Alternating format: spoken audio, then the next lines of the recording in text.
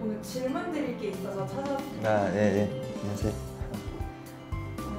제가 이제 17년도에 홍대를 입학한 학생인데 홍대생이에요? 네.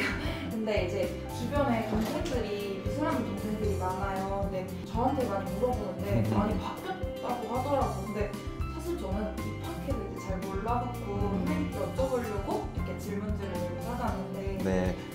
가장 뭐가 제일 크게 바뀌었나요? 그러면 이제 학생이 2017학년도 네. 홍대를 입학했을 때랑 이제 2022학년도 올해 당장 바뀐 건 아니고 내년부터 이제 그렇죠. 내년 고2 학생. 그렇죠.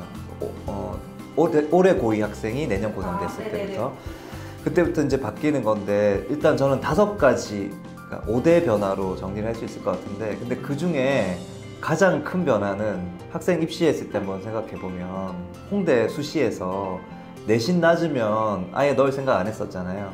그래서 좀 제한적이고 그렇죠. 1단계 잘리니까 내가 왜 준비를 해. 이제 이렇게 됐었고 실제로 홍대가 내신만으로 1단계를 6배수를 뽑았으니까 2단계에 넘어가지를 못하면 서류와 면접을 보여줄 수도 없었잖아요. 근데 이제 되게 중요한 건 뭐냐면 내년부터 그 1단계 내신 100 전형 단계가 사라지고 1단계를 내신 20%, 서류 80%로 이제 뽑게 되는 게 내년 입시에서 가장 큰 변화라고 이제 보시면 되는 거예요. 그럼 홍대가 내신을 아예 안 보는 수준? 안 보는 건 아니고 원래는 1단계 때 내신만 봤었죠.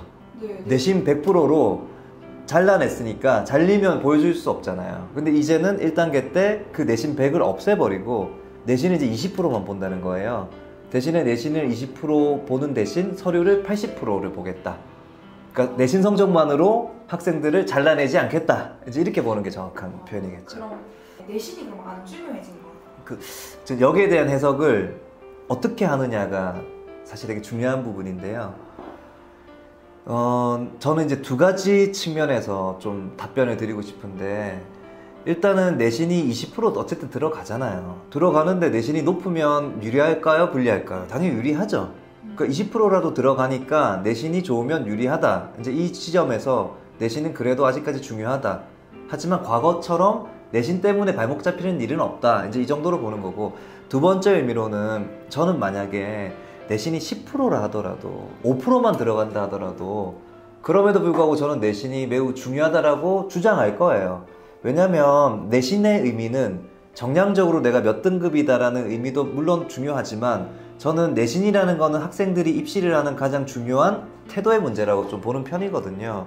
왜냐면 내신 눈앞에 있는 거 열심히 해야 되잖아요. 내신 버린다고 다른 걸 막 더 좋아지고 막 수능이 오르고 그런 거 아니거든요. 눈앞에 있는 내신도 안 하는데 어떻게 저 멀리 있는 수능이 오른다라는 것 자체가 입시를 막연한 불안감에 빠뜨릴 수 있으니까 지금 우리가 해야 될 중요한 요소인 내신을 확실하게 좀 잡아나가면서 무엇인가 성취하는 입시에 대한 효능감을 느껴가면서 내가 만들어가고 있다는 구체적 목표를 느껴가면서 입시를 해야 되기 때문에 내신은 매우 중요한 요소다 라고 이제 얘기를 하는 거고 단 이제는 내가 아무리 노력했는데 내신이 낮아서 이제 지원을 못할 것 같아 이 생각은 필요 없죠. 할 수 있는 범위 내에서 최대한 내신을 높여놓고 조금 생각보다 낮게 나왔다 하더라도 서류에서 충분히 자신의 강점을 어필할 수 있으니까 이제 이렇게 내신을 이해하는 게 가장 좋은 방향이다. 저는 이제 그렇게 얘기를 하고 싶어요. 그럼 전반적으로 이제 제 동생들이 강남에 있는데 걔네들이 이제 다 공부를 잘하니까 사실 공부를 잘한다는 게 수능을 비교적 잘하는 편?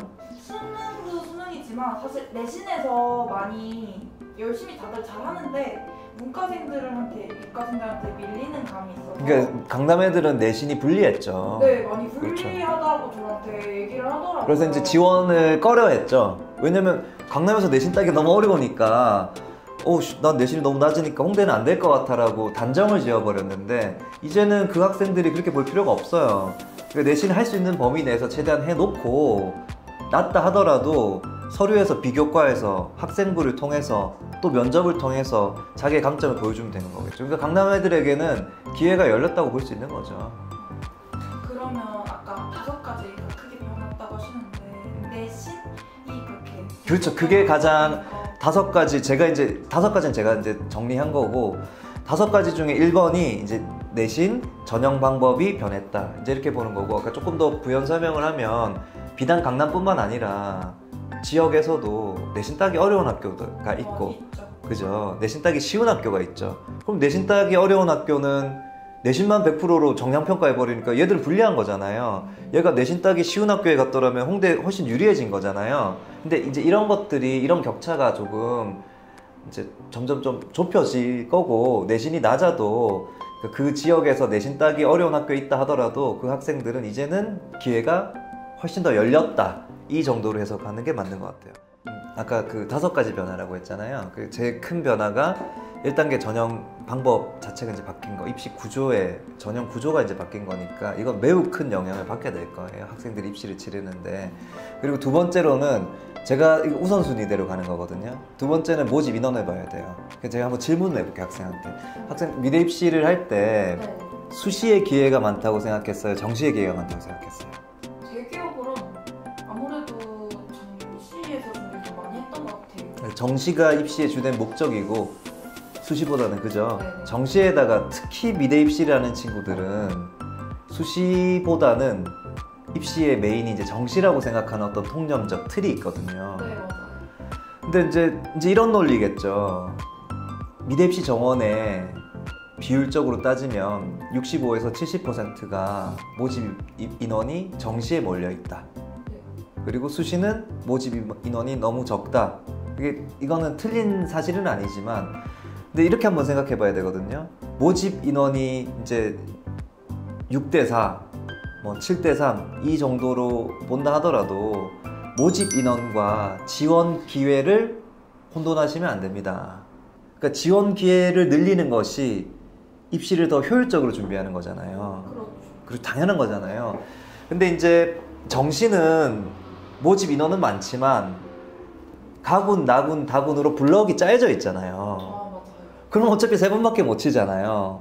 그리고 이제 학생이 지원하고 준비하고 있는 그 실기 유형 가지고 가군, 나군, 다군 다 3개 다 칠 수 있을까? 라고 이제 질문을 했을 때 3번 다 못 칠 확률도 매우 높거든요. 맞아요. 그러면 막연히 그죠? 정시가 이제 기회가 많을 거고 나는 정시를 준비해야 되라고 대부분의 학생들이 여기 쏠려 있단 말이에요. 네. 그럼 여기 또 수능도 잘해야 되고 실기도 잘해야 되는 이 게임에 이 기회에 다 몰려 있으니까 사실은 학생들이 수시를 조금은 정시하는 만큼은 절대 생각을 안 하는 건 당연한 거고 그냥 너무 쉽게 포기해버리는 경우가 너무 많거든요. 근데 전략의 핵심은 이 수시의 기회를 살려야 된다는 거예요. 왜 기회를 버리냐는 거죠.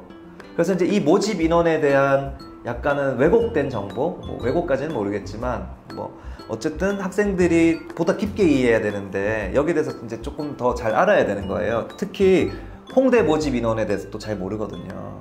그러니까 홍대는 일단 학종으로 뽑기도 하고 그와 동시에 모집 인원이 굉장히 많아요.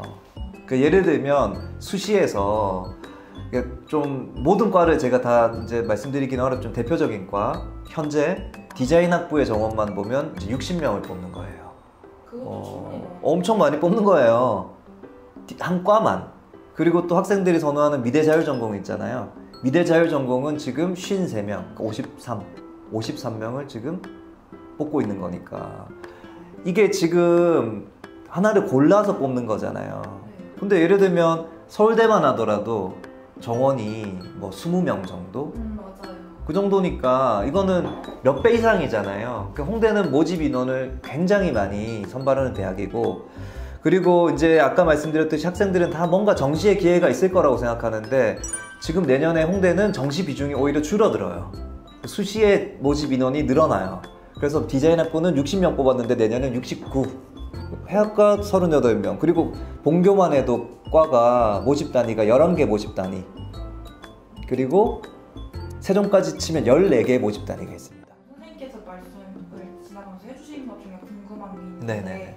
이제 제가 학교 학생들 디자인 학부는 100명 정도 되는 것 같아요 라고 했을 때 미저전이랑 캠자전이랑 그렇죠. 합쳤다 하셨잖아요. 그렇죠. 그럼 이제 조금 더 미대로 올 수 있는 확률이 훨씬 높은 거예요? 그건 이제 좋은 질문인데 지금 제가 말씀드린 전형이 미술 우수자 전형만 말씀드린 거고 그러니까 학생이 디자인 학부를 가고 싶을 때 미술 계열, 미술 우수자 전형으로 입학할 수도 있고 네. 이게 하나의 이제 방법이고 캠퍼스 자율 전공을 활용할 수 있거든요.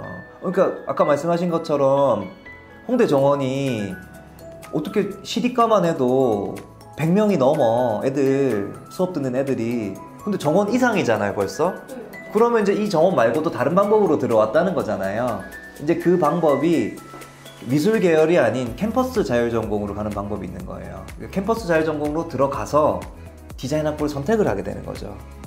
그러면 이제 이 전형도 치고 캠퍼스 자율 전공에서 모집하는 이 모집 전형에서 또 이제 들어가면 되니까 이 모집 전형도 이제 활용할 수 있는 거죠. 그러면 이제 캠퍼스 자율 전공에는 어떤 모집 전형이 있나요? 라고 이제 질문을 해야 되는데 그래서 제가 미리 이제 답을 드릴게요. 일단은 학교생활 우수자 전형이 있어요. 자소서 100. 그리고 교과 우수자 전형. 그리고 논술 전형.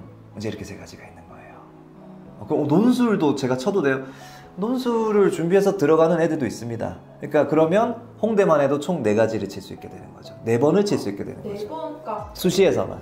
수시에서 미술 우수자 전형 미대 계열하고 캠자 이렇게 2개만 칠 수 있는 게 아니라 4번이나 칠 수 있나요? 그러니까 계열은 2개죠.